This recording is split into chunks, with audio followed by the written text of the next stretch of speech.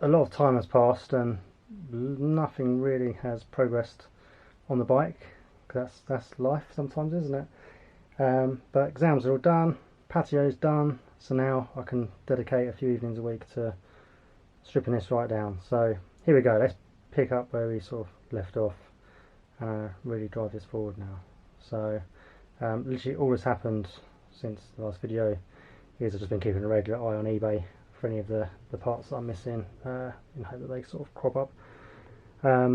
So yeah, let's make a start today and see where we go. So managed to source an actual original battery holder, and as you can see where I was saying before about the guys obviously bent that back to fit this much larger one for obviously a larger battery. So yeah, we've got that to sort of address, bend those back and weld those crease lines up. But okay, yeah, let's make a start and start stripping it down.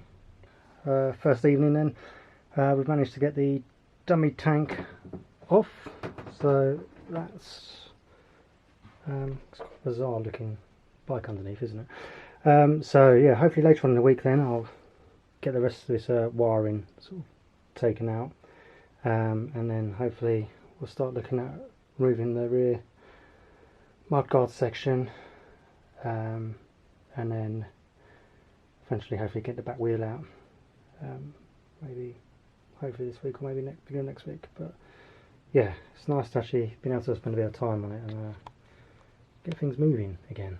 Very productive second evening. As you can see, we've got the rear mudguard section off, so I think next week we'll look at getting that rear wheel removed, and the shocks. There's like a internal bulkhead, if you want to call it that, in there. We'll get that out. We should better then get the fuel tank out, yeah, and then break down the rear wheel brake assembly. First day of week 2.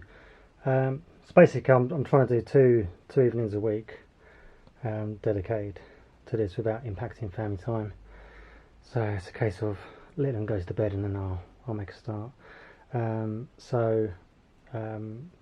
Continuing on from last week then, so the rear mudguard section's off. Today I'm hoping to just get the rear wheel out.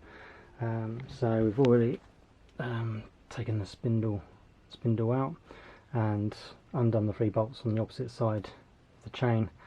So now it should be a case of just wiggling that off of there.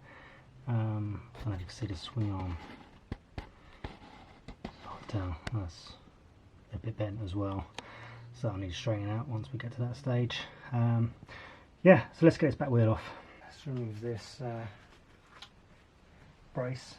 I'm not sure the technical name as of yet.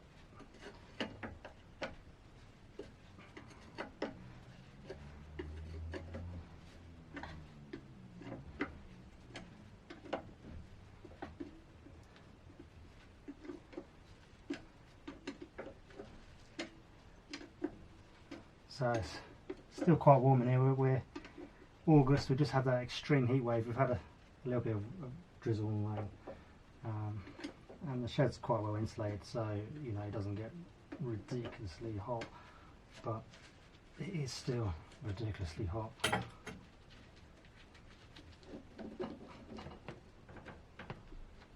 we go. Put that back on there so we know where you came from, and we'll record that later.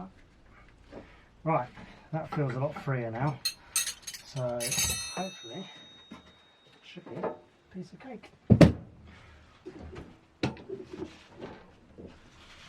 a piece of cake it is. There we go.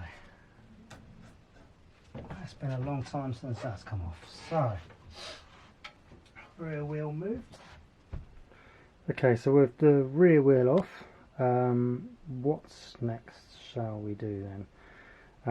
So we've got this anchor stay here, so there's a bolt there, so maybe we'll take that off, get rid of the I'll get rid of, but we'll take the rear brake off, we'll take that off and let the chain hang freely. Maybe we'll get the rear shocks off, and then we can start looking at those quite rusted up in there, so they try and get that sort of bulkhead out, and then maybe look at getting the fuel tank out. So yeah, let's make a start on that one. The little bulkhead panels out, so now we can make a start on getting the fuel tank out. Sat inside the frame, so it looks like it's just this bracket at the back here. Maybe the fuel tap down the other side, and obviously remove the filler from up there, and I believe that may be it. There may be another bracket at the front, I don't know. We'll find out when we get to that. Okay, so there is whether it's a bracket or not, something holding the fuel tank at the front. It looks like, we can't see because of the shadows, there's a nut just there, and it's like there's nothing on the other side, so it looks like that's probably the last one. It's rocking about a bit, so I think we'll take that off, and then hopefully the tank should just slide out the back of the frame. Okay, so that's down the front. Let's see. There we go. Slide it out. Well, we're not going to slide it out. Where the last owner had bent the frame down to put this larger battery holder in, that's fouling the root. Let's see if I can carefully bend these back. No, there's not a lot to get hold of. Ah, that's not what I wanted. Right, okay. Let's push that back. Get back in. Let's see what we can do with this frame carefully then, without, I don't want anything to snap off. Right, you can probably see this is what we're talking about. So the guy, previous owner, had cut the frame on each of these corners, bent the frame back in each side to fit a larger battery holder in, which is quite annoying anyway, because we've obviously got to bend those back and get those welded up. But it also means at this stage those bits of frame are preventing the fuel tank from sliding out. So I carefully need to bend them up a little bit. It's the end of the week, well, the end of the working week as far as the bike is concerned, and it feels good. It feels good to have made some progress after all this time of it being here. Like I say, the intention now is twice a week to dedicate a couple of hours each night onto it. So yeah, so we've got the fuel tank out, rear wheels off, wiring looms come out. It feels good to have made some progress. Up next then, I suppose, we'll look at taking swing arm off, and then it'll be a case of either front wheel and then forks, and then obviously we've got the engine to drop out and get that on the bench and start working on that, and then maybe finally try and get this stubborn exhaust off. This is the easy part, stripping it down. There's going to be some challenges ahead, I know.